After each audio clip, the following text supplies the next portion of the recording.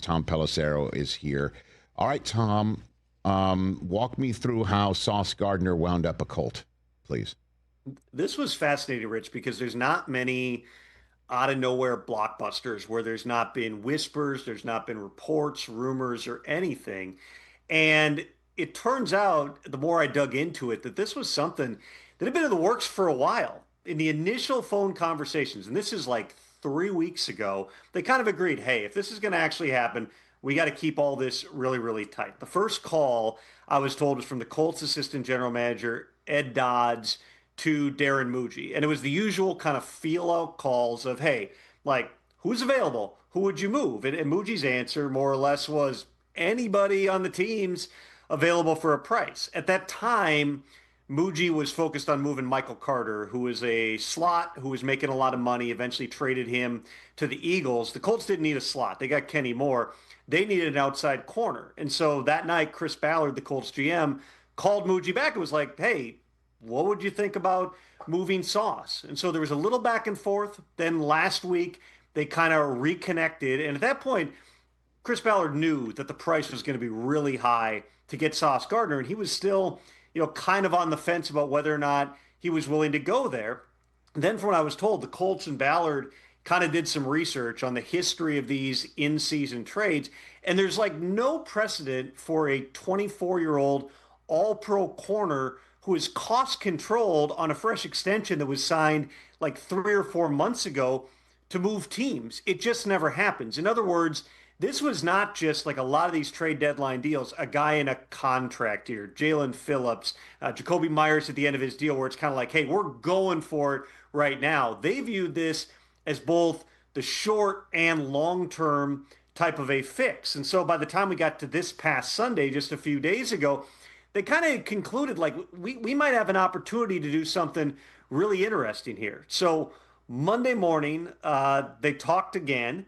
Then Chris Ballard basically said, hey, I got to go to my owner. That's Carlie-Irsay Gordon, who everyone knows has been really involved, taking notes on the sideline. She has been training for this for years, understanding every different aspect of roster building and of the organization, including how the scouting process works. And so they had conversations with Chris Ballard, Shane Steichen, Carlie-Irsay Gordon on Monday.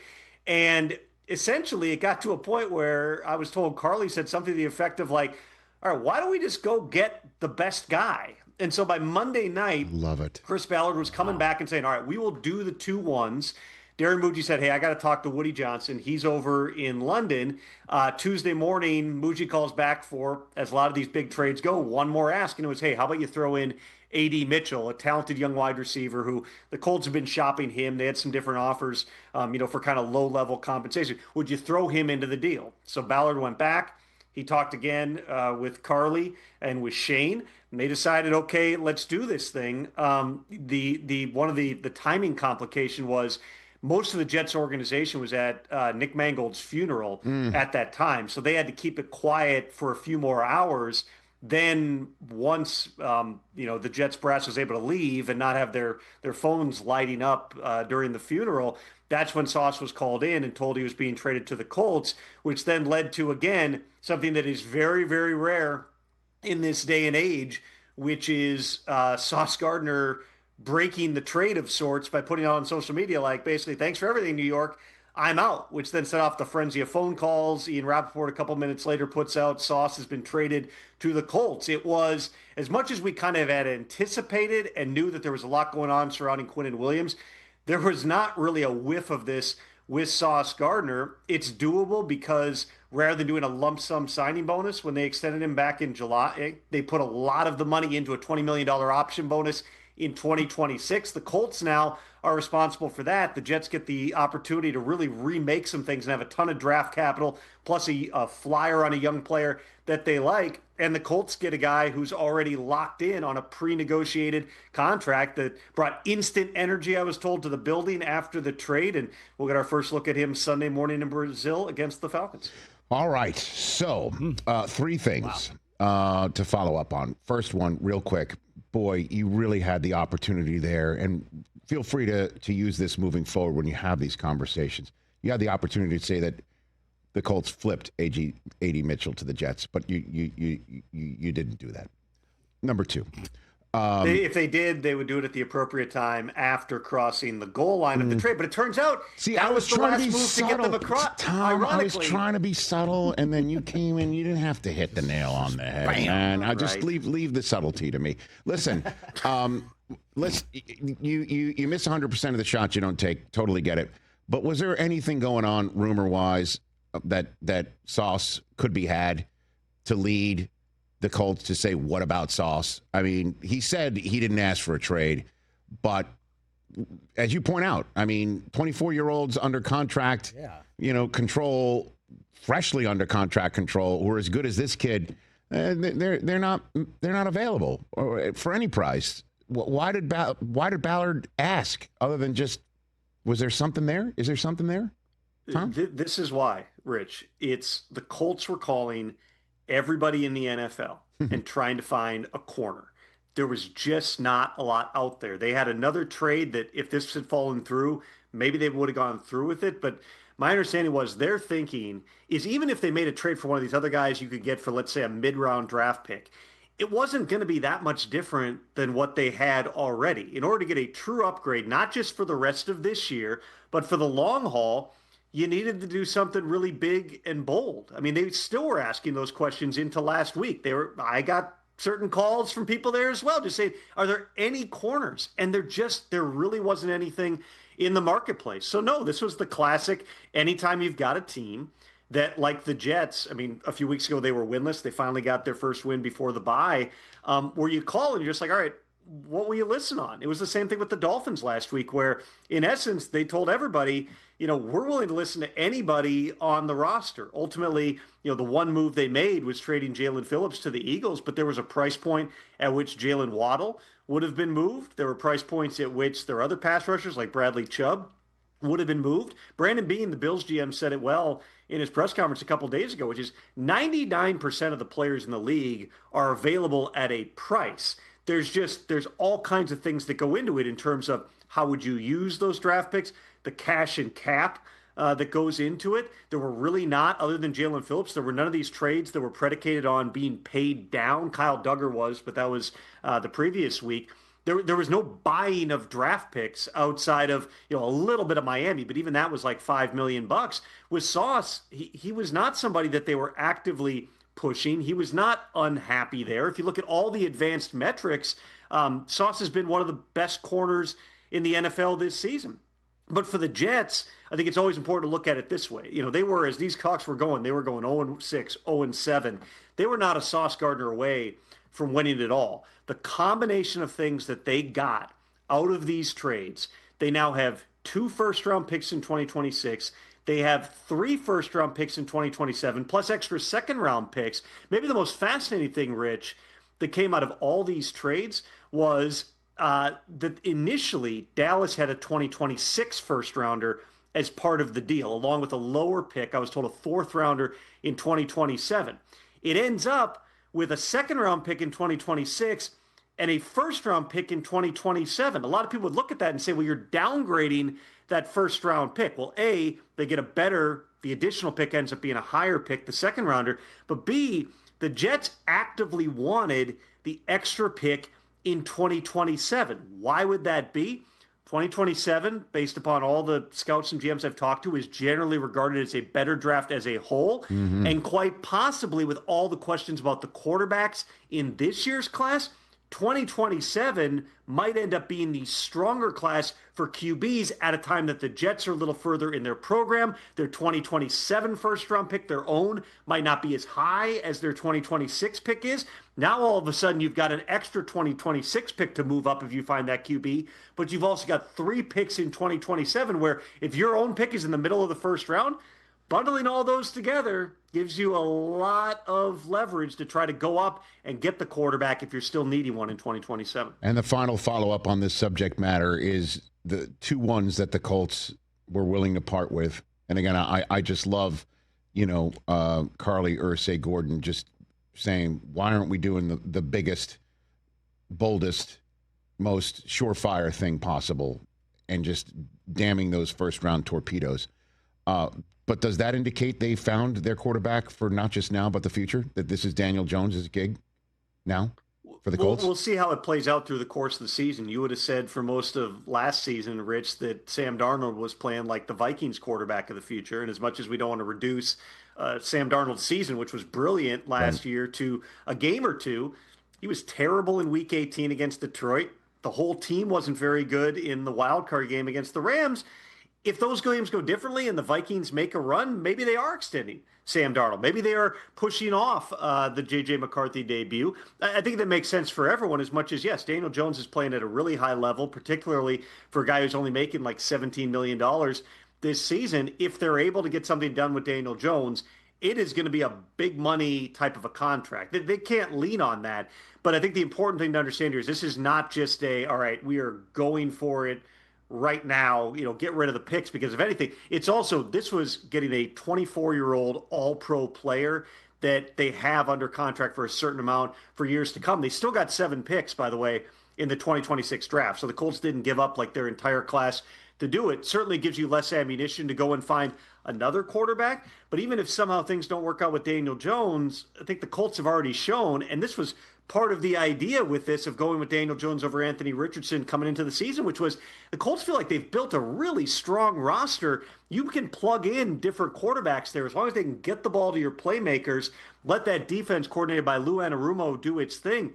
They're going to have an opportunity with a bunch of different types of quarterbacks here, though certainly Daniel Jones is putting himself in position to get a huge contract, and the Colts will certainly be centerpiece of that, of that plan. A few minutes left with Tom Pelissero, a few quicker hitters, although this one's a little bit in depth.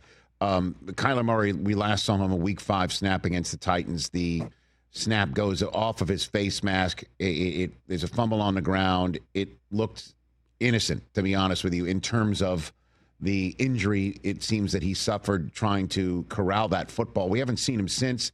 Jacoby Brissett has played well. It seemed Murray was close last week. The reporting we heard might have been even from you is that, hey, he can run, he can be himself when he's throwing it, but when he has to run it, he's not looking like himself. And now, boom, Jacoby Brissett Monday Night Football win over the Cowboys later. He's now on IR. So is there anything other than just him trying to get healthy at a foot, if you will? Well, let's start out with what the injury is. It's a midfoot sprain, which is in the Lisfranc area. And if he comes back sooner than when he's 100%, even going out there and practicing, there's some level of risk. If you go out there and play a game and it's not fully healed, you're at a greater risk of a setback. So the reason he was practicing in recent weeks was to keep his arm live, just to see if he could be able to take those steps forward.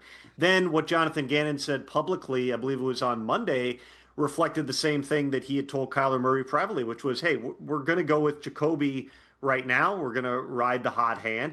Well, at that point, does it make any sense for Kyler Murray at less than 100% and presumably not getting any reps during the week to try to just push himself forward at less than 100% and go suit up as the backup and then maybe get thrown into a situation where he can't run, he can't move the way that he's supposed to, and isn't getting any reps, and then looks bad or even worse, hurts himself?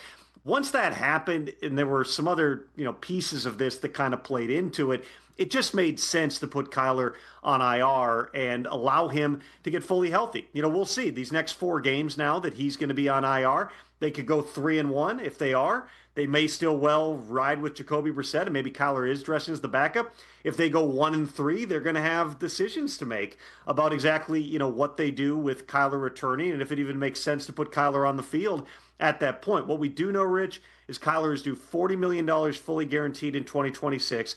Another $20 million in 2027 converts to a full guarantee if and when he's on the roster the 5th day of the league year in March. In other words, they are tied to Kyler Murray with fully guaranteed money into next year and then potentially into 2027. It's TBD on the futures. There's not been in-depth discussions about this at this point.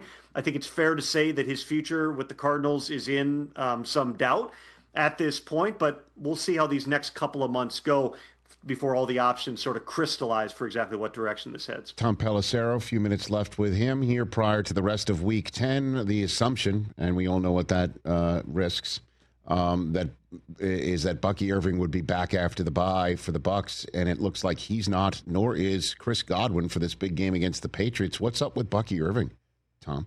Well, as we all know, Brockman certainly does. I can never give gambling advice. And we But wouldn't if I ask for it. did, Ever I ask would you to do say that. in the future, if you were, let's say, betting in a manner of speaking on a foot injury and how soon a guy's going to be back, bet the over. But Bucky Irving was hey, if he's out of the boot on Friday, he's going to be back without missing a game. Kyler Murray was, hey, questionable game time decision.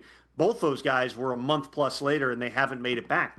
Foot injuries just are really, really tricky. I'm not a doctor, so I can't compare the two, but it sounds like it's the same type of thing, which is there's a healing process, there's a risk factor. Clearly, he's not yet gotten out of that phase for Bucky Irving to be able to come back. There's not a proclamation that he's not going to be back the rest of the regular season or anything like that. We'll monitor that. We'll monitor Chris Godwin, too, who hasn't practiced in quite some time because of another unrelated fibula injury here. So the Bucs continue to be the team that find ways to, kind of patch this thing together regardless of who's on the field. And they're going to be, it seems, doing that for at least another week here. And the team, obviously, we did a deep dive on the Jets trading and the Cowboys acquiring and the Colts acquiring. The team that everybody reached out to you throughout this entire week's process of trades or trades that didn't go down, that everybody was curious about. What's that team, Tom?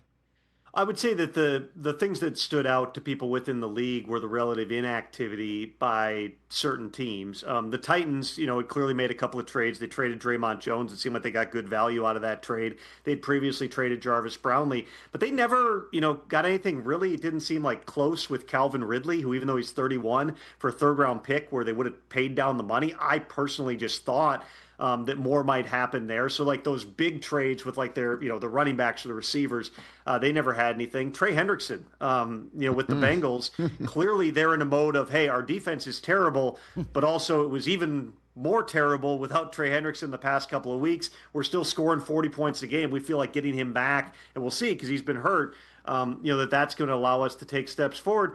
The Saints obviously moved Rashid Shaheed to the Seahawks. They kind of came off their price a little bit. It ended up being a 4th and 5th round pick. I think that for what Seattle needs and the fact that he has experience in Clint Kubiak's offense, it's a great move. But the Saints, with one of the older, more expensive rosters in the league, with one win, to not trade more guys, that definitely jumped out at some people. And then the Raiders are in another tough spot here because, this was not supposed to be a terrible season in Las Vegas. They trade Jacoby Myers because the Jaguars ultimately stepped up with 4th and 6th round picks. But this was not slash and burn. I told you a couple weeks ago, they had come to Max Crosby and said, whatever the rumors are, this is not happening. Nothing ever progressed on that front. There's some of those teams that decided to just kind of stand pat with where they were. It'll be interesting to see, in hindsight now, how did some of those decisions play out? Are some of those core players that they didn't move on from still a member of those teams as we get to 2026? In the case of Trey Hendrickson, he's, in the last year of his deal, they could tag him, but it would be close to $40 million in order to do that. Will they look back and regret not taking, let's say, a 3rd round pick for Trey Hendrickson? Time will tell, but the Bengals, as they often do, are still very much playing for 2025. But in the 90 seconds I have left, what about the other side of it? People calling you up saying, I can't believe these teams that are in contention did not make a move. There's a bunch of other teams at the top that the Eagles typically, as we saw, went ahead and made the moves, and other teams did not. Anybody stand out there, Tom? Well, I'd go back to, again, what Brandon Beane talked about yesterday with the Bills. And I can tell you that they were very active. They were making a lot of calls, whether it was to fortify the defense, whether it was to find another wide receiver. It's just sometimes you get outbid on guys, and sometimes, the prices are just too high out there in the marketplace. But certainly that was not for a lack of trying on their part. The Packers, had kind of already shot their bullet with Micah Parsons in that trade. I didn't anticipate that they were going to go out, make big swing moves. Even the Steelers, they were one of the most rumored teams. They had multiple deals that I thought had a possibility of getting done on wide receivers. It just didn't work out, whether teams decided to keep those players or traded them to somebody else. So in a lot of cases, it was not so much team standing pat as much as it was the prices were too high or they got outbid. That happens a lot, Rich. Even when, some of these deals, even on Quinnen Williams, I can tell you there were multiple other contenders that were involved in the Quinnen Williams trade. the Cowboys were the one that stepped up with a first and a second round pick, as well as a player in Mozzie Smith who could help them, potentially another flyer, get them through this season and maybe develops as a former first round pick into a good player. The Cowboys had the high offer. There's a deadline on this thing, and sometimes it's all a matter of who's got that high offer when it comes down to decision time. Tom, thanks for the time. We'll see you on NFL Network, on the Insiders, NFL Network, and NFL Plus, and obviously NFL Game Day in advance of the Berlin game. 4 glorious windows of football starting on NFL Network on Sunday morning. Good to see you, Tom. Thanks for the time, buddy. Hey, you made it all the way to the end. Thanks for that. Check us out every single day streaming live on Disney Plus and the ESPN app 12 to 3 Eastern.